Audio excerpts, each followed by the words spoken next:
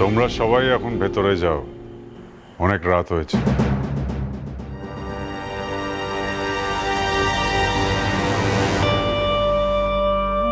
ওর সাথে যা কথা বলার আমি বলে নেব।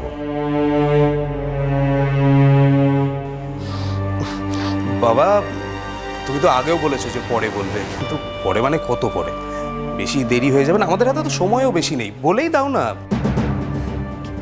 কি কথা বলবে বাবা?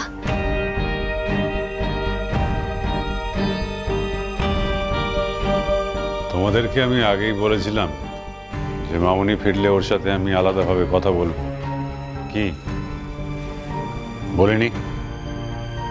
ও বাবা, কি বলবে বলছো? আগে আগে আমি বলি, আই এম রিয়েলি সরি বাবা, খুব খুব খুব খুব সরি তোমাকে বলে বেরোয়নি বলে। আসলে এমন সময় ফোনটা এলো না, তোমাকে বললে তুমি বেরোতে মানা করতে, তাই আর ভয় বলিনি। আর বিশ্বাস করো, ওখানে যাওয়া আমার খুব ইম্পর্টেন্ট ছিল। নইলে তুমিই বলো, তোমাকে না বলে কোনোদিনও কিছু করেছি আমি? জানো বাবা, কত মানুষ আহত হয়েছে, বাচ্চাও আছে। আমি গিয়ে অল্প হলেও তো হেল্প করতে পেরেছি, এটা তো আমার কর্তব্য বলো। আই এম রিয়েলি সরি বাবা, তুমি প্লিজ রাগ করো না। মামুনি, আমি তোমাকে যে কথাগুলো বলবো সেগুলো মন দিয়ে শোনো। এরকম গম্ভীরভাবে কেন বলছো বাবা? কি কথা? সবাই এত টেনসড। তুমি আমায় কলকাতায় পাঠাবে বলেছিলে, পাঠাবে না? এরকম করো না বাবা, প্লিজ। আগে বাবা যেটা বলছে সেটা শোন। ও বাবা, বাবা তুমি আমায় কলকাতায় পাঠাবে বলেছিলে, তাই আমি সব ভালো কলেজের খবর নিয়ে রেখেছি। আমি জয়েন দেব, মেডিকেলে চান্স পেলে ডাক্তারি পড়ব। আমার অনেক দিনের স্বপ্ন বাবা, একটা ভালো ডাক্তার হওয়ার। মামুনি, কলকাতায় আমি তোমাকে পাঠাবো, তবে তবে মেডিকেল পড়তে না। কলকাতার বিখ্যাত রায় জুয়েলার্সের বাড়ির ছেলে সুবোধ রায়ের সাথে তোমার বিয়ে ফিক্স করেছি আমি।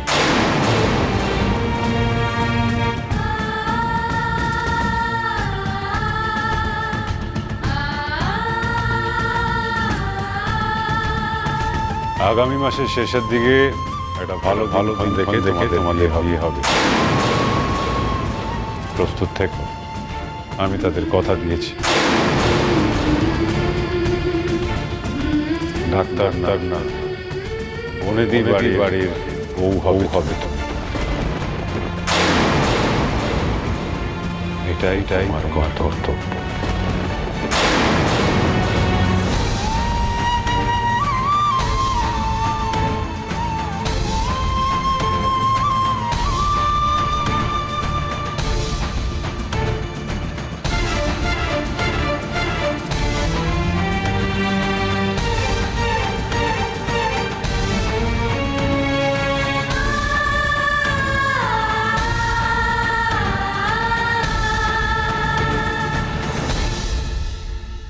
প্লিজ প্লিজ বড় বৌদি, আমাকে ছাড়ো ছাড়ো বড় বৌদি, প্লিজ আমাকে বাবার সাথে এক্ষুনি কথা বলতে হবে। প্লিজ, তুমি বুঝতে পারছো না, তোমরা কেউ বুঝতে পারছো না। সামনে আমার মেডিকেল এন্ট্রান্সের এক্সাম, সেটা বাদ দিয়ে তোমরা আমার বিয়ের কথা ভাবছো। আমি এখনই বাবার সাথে যাচ্ছি। না না না, আমার কথাটা শোন, তুই তুই এখানে চুপ করে বস। একটু আমার কথাটা মন দিয়ে শোন। দেখ, এত অস্থির হলে কি করে হবে রানী? তোমরা বুঝতে পারছো না আমার অবস্থাটা বড় বৌদি। আজ সকালে আমি দেখছি কি কত কথা বললাম যেন বিয়ে নিয়ে, আর এখন আমার বাড়িতে আমার বিয়ে নিয়ে কথা হচ্ছে। না, আমি বাবাকে গিয়ে সামনে থেকে না না না, আমার কথাটা একটু মন দিয়ে, লক্ষ্মী বোন আমার, একটু মন দিয়ে আমার কথাটা শোন। দেখ, এখন অনেক রাত হয়ে গেছে, বাবা ঘুমিয়ে পড়েছে। এত রাতে যদি তুই বাবাকে এখন জাগাস, তাহলে বাবার যদি শরীর খারাপ হয়, তুই তখন কি করবি বলতো? আমি বলি কি, দেখ তুই তো নিজেই বলেছিস যে বাবাকে তাড়াতাড়ি ঘুমিয়ে পড়তে বলেছিস কিনা। আমার কথাটা একটু শোন বাবু। দেখ, তুই কালকে সকালে ঠান্ডা মাথায় বাবার সাথে কথা বলিস, কেমন? বড় বৌদি, তুমি তো আগে থেকেই সব জানতে, তাও তুমি আমাকে কিচ্ছু বললে না। আর কেউ না বুঝুক, তুমিও বুঝতে পারলে না আমার স্বপ্নটাকে। রাগ করিস না বাবু। দেখ, বাবাই বারণ করেছিলেন তোকে সবকিছু জানাতে।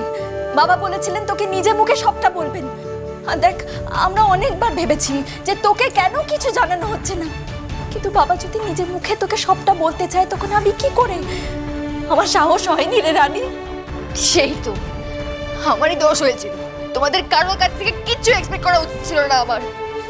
এভাবে বলিস না বোন আমার, দেখ কথায় কিন্তু কথা বাড়ে।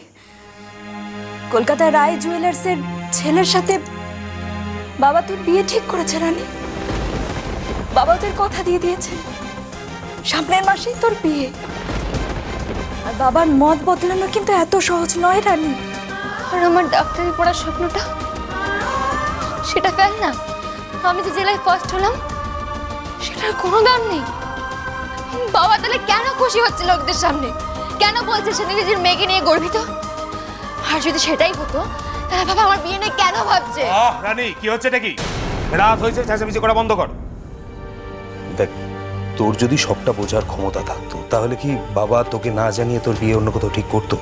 সেটা শুনে তো খুব খুশি হয়েছিস, সেটাই তো স্বাভাবিক। তোমরা তো আবার মেয়েদের বেশি পড়াশোনা সহ্য করতে পারিস না। রানী, পাকামিটা একটু বেশি হয়ে যাচ্ছে না? এই কথাটা বাবাকে গিয়ে বলবো? তার আমি বাবাকে গিয়ে বলবো। না না না, কি করছোটা কি? দেখো সবে খবরটা শুনেছে তাই একটু বিচলিত হয়ে পড়েছে। এসবের মধ্যে তুমি বাবাকে জানানোর কি দরকার বলো তো? আমাকে আটকিও না, আমাকে আটকে কোনো লাভ নেই। আটকাতে হলে ওকে আটকাও। তোমার ননদকে বোঝাও, পড়াশুনো করতে হলে শ্বশুর বাড়িতে গিয়ে ওদের অনুমতি নিয়ে পড়াশুনো করবি, এ বাড়িতে নয়। তাছাড়া তোর বিয়ের আরো একটা কারণ আছে। এমনিতে ওরা ভালো ফ্যামিলি, ভালো বংশ, কিন্তু সবচেয়ে বড় কথা হলো ব্যবসায়িকভাবে এই পরিবারটা বেশ লাভজনক। এতটা লাভজনক যে ওই পরিবারের সাথে যদি তোর বিয়ে না হয় তাহলে ব্যবসায় আমাদের অনেক বড় ক্ষতি হয়ে যাবে। বুঝতে পারছিস? বুঝতে পারছিস তোর বিয়েটা কতটা গুরুত্বপূর্ণ?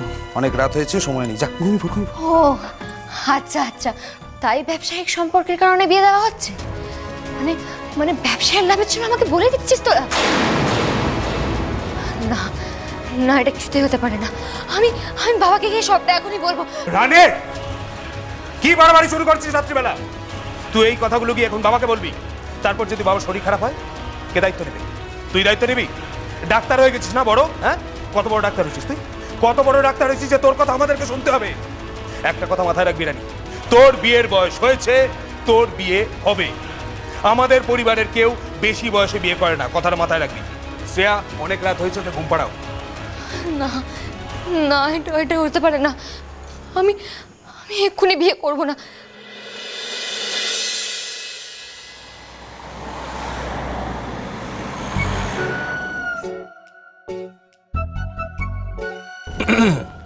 ভাই, তোর কি খুব টেনশন হচ্ছে? কেন রে? দেখে বোঝা যাচ্ছে। প্রচন্ড ভাবে। শোন, বিয়ের আগে যদি তোকে ক্যাবলা লাগে না, তাহলে ফার্স্টেই রিজেক্ট। ক্যাবলা সাজতে হয় বিয়ের পর। একদম ঠিক কথা। ছেলেদের ক্যাবলা সাজতে হয় বিয়ের পরে, বিশেষ করে মায়ের সামনে, যখন মা বউকে ভালো মন্দ কথা শোনাচ্ছেন সেই সময়। বলো না না, আমাদের ছাড়ো তো। ও আরে তোমরা একটু চুপ করো না। এই তোমাদের ঝগড়ার চক্করে না আমার বিয়ে নিয়ে টেনশনটা আরো বেড়ে যাচ্ছে। ভাই কিন্তু আমার একখাটি সরেস। হ্যাঁ, আরে বাচ্চা মেয়ে বিয়ে করতে যাচ্ছিস, নার্ভাস তো হবেই, টেনশন তো বাড়বেই। আরে ওই মেয়েটা কি আর আমার বউয়ের মতো ম্যাচিওর যে সব কিছু মুখ বন্ধ করে সহ্য করে নেবে? ও দেখবি হাত পা ছুঁড়ে কান্নাকাটি শুরু করে দিল। এই বিয়ের আগে এরকম একটু সবারই টেনশন হয়। আর দেবজানি ছোট তো কি হয়েছে, কিচ্ছু ব্যাপার না। আর বড়দা তুমি না পারো বটে, কেন বেকার ওকে ভয় দেখাচ্ছ? কে বলছে ভয়ের কথা? যে নিজেই সবসময় ভয় পেয়ে থাকে। শোনো, মা ওরকম ফায়ার হয়ে যাওয়ার পরেও রিতম কিন্তু ওই মেয়েকেই বিয়ে করতে যাচ্ছে। ওর মধ্যে ভয়টা দেখলে কোথায় তুমি? আচ্ছা আচ্ছা, তোকে একটা কথা বলে রাখি, দেখ আমরা কোলে পিঠে করে যেরকম বাচ্চা মানুষ করি, তোকে কিন্তু কোলে পিঠে করে তোর বউকে মানুষ করতে হবে। এই দাদা, তুই একটু চুপ করবি না? মানে একটা ভালো জায়গায় যাচ্ছি, কি সুন্দর প্রাকৃতিক দৃশ্য, তুই সেগুলো না দেখে আমার পেছনে লাগছিস।